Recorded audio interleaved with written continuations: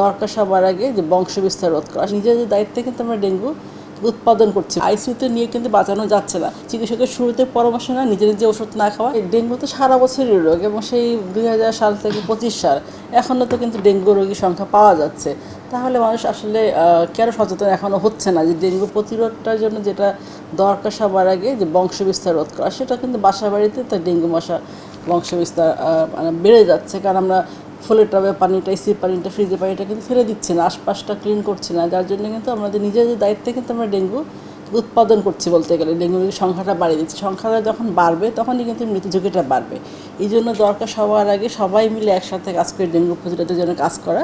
আর যেটা হলো যে আমরা যেহেতু ডাক্তার আছি, আমরা তো রোগীদের সেবায় আছি, সবার আগে দরকার যে যখন একটা রোগী অসুস্থ বোধ করে আর তার জ্বর, কারণ উপসর্গ তো চেঞ্জ, কারো জ্বর হচ্ছে, কারো জ্বর হচ্ছে না, কারো কাশি হচ্ছে, এরকম কিন্তু অনেক কিছু হচ্ছে, বা পাতলা পায়খানা দিয়ে শুরু হচ্ছে, সে জানতে পারছে না ডেঙ্গু নাকি চিকেনগুনিয়া নাকি অন্য ভাইরাস দিয়ে হচ্ছে, ইনফ্লুয়েঞ্জা বা হয়তো ভাইরাল ফ্লু দিয়ে হচ্ছে। সেই জন্য শুরুতেই একটু যদি শারীরিক ব্যত্যয় ঘটে, হয়তো মাথা ব্যথায় করলো, চিকিৎসকের পরামর্শ নেওয়া, কারণ চিকিৎসকই তাকে সিদ্ধান্ত দিবে তার আসলে কী করা উচিত। তাকে এখন টেস্ট করা উচিত নাকি ওষুধ শুরু করা উচিত, আসলে একটা চিকিৎসকই বলতে পারবে। এই জন্য চিকিৎসকের কাছে অবশ্যই আসতে হবে এবং যেটা দরকার এই সময়, এই যে সিজনাল এই যে ফ্লু হচ্ছে এই সময়টা, মানে ওয়েদার চেঞ্জের সময় অবশ্যই তাকে বেশি পরিমাণে পানি খাওয়া, সাথে যে কোনো মানে ফলের জুস খাওয়া অথবা ওটস স্যালাইন, এগুলো আসলে বেশি করে খেতে হবে। বাইরে যাওয়ার সময় খেয়াল রাখতে হবে যে খুব বেশি ঘেমে যাচ্ছে কিনা। সেই জন্য তাকে সব কিছু প্রিপারেশন তো নিতেই হবে, মানে প্রিপারেশনটা আগে করতেই হবে, কিন্তু তাকে খেয়াল রাখতে হবে যে বাচ্চা বয়স্করা যদি অসুস্থ হয় তার সেটি ঝুঁকিটা অনেক বেশি।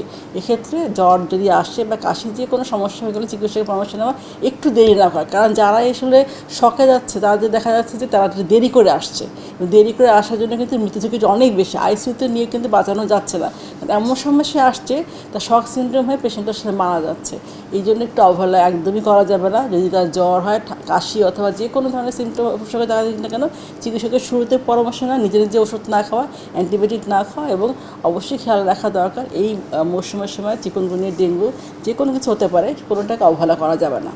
এটা হলো উপসর্গটা আসলে বেশ কয়েক বছর ধরে চেঞ্জ হয়ে গেছে। আগের মতো সেই তীব্র জ্বর কিন্তু সবার থাকে না, অনেকেরই থাকে কিন্তু বেশিরভাগ ক্ষেত্রে থাকছে না, যার জন্য বুঝতে পারে না দেখে বললাম যে একটু তো শারীরিক ব্যত্যয় ঘটে, সেক্ষেত্রে চিকিৎসকের অবশ্যই পরামর্শ নিতে হবে। এবং এবার কিন্তু ডেঙ্গুর সাথে চিকুনগুনিয়া কিন্তু পাওয়া যাচ্ছে, চিকুনগুনিয়া ঝুঁকিটা অনেক কম মৃত্যু, কিন্তু তারপরেও দেখা যাচ্ছে বাচ্চা যারা, তাদের কিন্তু ঝুঁকিটা থেকেই যাচ্ছে। কারণ দেখা যাচ্ছে একটা পর্যায়ে তাদের সিমটম কিন্তু হলো যে চিকুনগুনিয়া, ডেঙ্গুর মতো কিন্তু চিকুনগুনিয়া দেখা যাচ্ছে পজিটিভ, আবার টেস্টে কিন্তু রেজাল্ট আসতে পারে নেগেটিভ।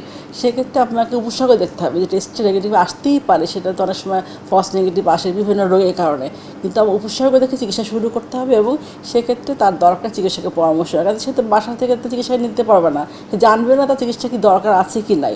এই জন্য চিকিৎসকের পরামর্শ দেখে অবশ্যই নেওয়া উচিত। শুরুতে তো ডেঙ্গু ফিভার, অনেক কাছে ডেঙ্গু হিমোরেজিক দিয়ে শুরু হয়, তিনটা তো, আর ডেঙ্গু শক, সাথে এক্সপাইরেন্ট ডেঙ্গু তো আছে। যাদের সেকেন্ড টাইম ডেঙ্গু হচ্ছে তাদের ক্ষেত্রে কিন্তু শকে যাওয়ার সম্ভাবনা অনেক বেশি থাকে বা হিমোরেজিক দিয়ে শুরু হতে পারে। শুরুতে প্রথম টাইমে আক্রান্ত হলে কিন্তু ডেঙ্গু ফিভার দিয়ে ভালো হয়ে যায়, কিন্তু সেই যে সেকেন্ড টাইম কি না থার্ড টাইম সেটা জানতে পারছে না, কারণ সময় টেস্টই করে না, ডাক্তার কাছে যাচ্ছে না। এই জন্য হলো যে এই যে ডেঙ্গু শকে যে আক্রান্ত হচ্ছে একদিনে তো হয় না, সেটা হয়তো বা প্রথমে জ্বর দিয়ে হলো বা পরের দিন সে হলো শকে চলে গেল, সেটা তো তাকে প্রথম দিন যে সে একটু শারীরিক ব্যথা হচ্ছে, বুকে ব্যথা বা কাশি অথবা জ্বর হচ্ছে, সেটাকে একদম অবহেলা করা যাবে না। কারণ তাদের সেকেন্ড টাইম আক্রান্ত না থার্ড টাইম, ডেন 2 না 3 দিয়ে এটা আরও বেশি ভয়ঙ্কর, সেটাতে আক্রান্ত হতেই পারে সে। সেই জন্য তাকে বুঝতে হবে তার একটু এই সময়টা সিজনের সময়, আর এই সময় আগস্টে, জুন জুলাই আগস্টের দিকে কিন্তু আক্রান্ত বেশি পাওয়া যায়, মৃত্যু বেশি পাওয়া যায়। অবহেলা একদম করা যাবে না। একটু শারীরিক ব্যথা ঘটলে চিকিৎসকের পরামর্শ নিতে হবে, যাতে শখে না যায়, যাতে অনেক সময় হিমোরেজিক হয়, নাক দিয়ে রক্ত বেরোচ্ছে অথবা দাঁতে ব্রাশ করার সময় রক্ত বেরোচ্ছে, সে তো এটাকে অবহেলা করছে না, এটা তো দাঁতের সমস্যা মনে করছে, কিন্তু নাও হতে পারে, এটা ডেঙ্গু দিয়ে হতে পারে। সেই জন্য যে কোনো ধরনের তার শারীরিক সমস্যা দেখা গেলে, কোথাও যে ব্লিডিং হলে অথবা তার যদি মনে হয় পেটে ব্যথা করছে, শ্বাসকষ্ট হচ্ছে, এটা কিন্তু শকের দিকে চলে যাচ্ছে এরকম মনে হবে, সেক্ষেত্রে অবশ্যই একটু শারীরিক ব্যথা হলে চিকিৎসকের পরামর্শ নিতে হবে তাকে।